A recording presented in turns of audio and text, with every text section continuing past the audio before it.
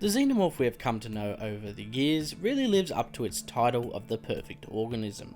It seems to be able to survive some of the most harshest and most devastating environmental factors. Whether it be the creature suffering from being drowned in boiling molten lead, being exposed to the vacuum of space, and even enduring a full blast from a rocket's engine, there is not much at all that seems to be able to take a xenomorph out of the fight. How though does this creature achieve this?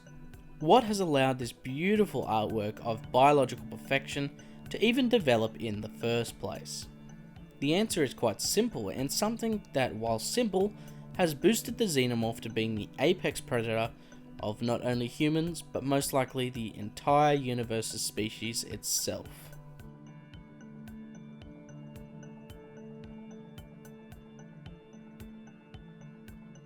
Natural selection is the key. For those of you who do not know what natural selection is, the term is basically used to describe nature's way of weeding out the weak of a species and only allowing for the adapted and best suited to an environment to continue living. This process is what drives evolutionary change in species, until that species has reached a certain level of success in its environment, where it can for a time stagnate. This stagnation has somewhat occurred in humans with the advancement of medical practices and technology, allowing the diseased, elderly and the sick to live far past their regular life expectancy, and pass off somewhat damaging genes to their offspring, making our species more vulnerable and weaker as a collective. The xenomorph, though while extraordinary in its successes, it does not have technology to keep it alive. It does not have medicine for when it is sick, only the cold, hard truth of nature: eat or be eaten.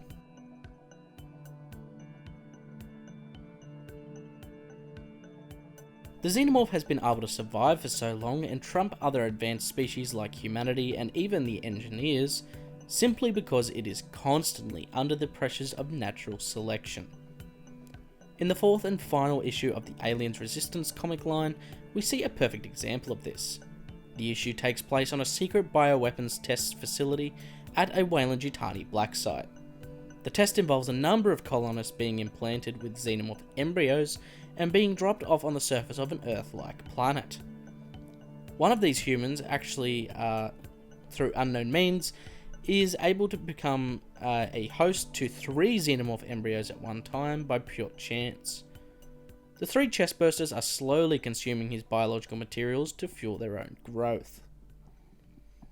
As his stomach begins to swell and pulsate with the 3 creatures' imminent birth quickly approaching, he very quickly begins to slow and become horribly sick from the loss of function of his many vital organs that are being torn apart and genetically reorganized to create 3 xenomorphs.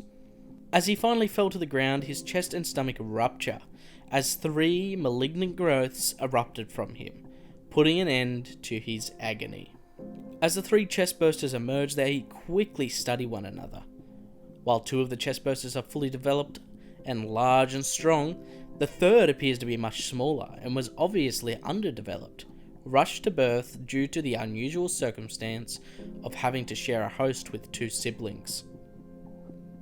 Quickly, the 2 larger bursters notice the runt and immediately, without hesitation, attack the weak link, devouring its body in a split second.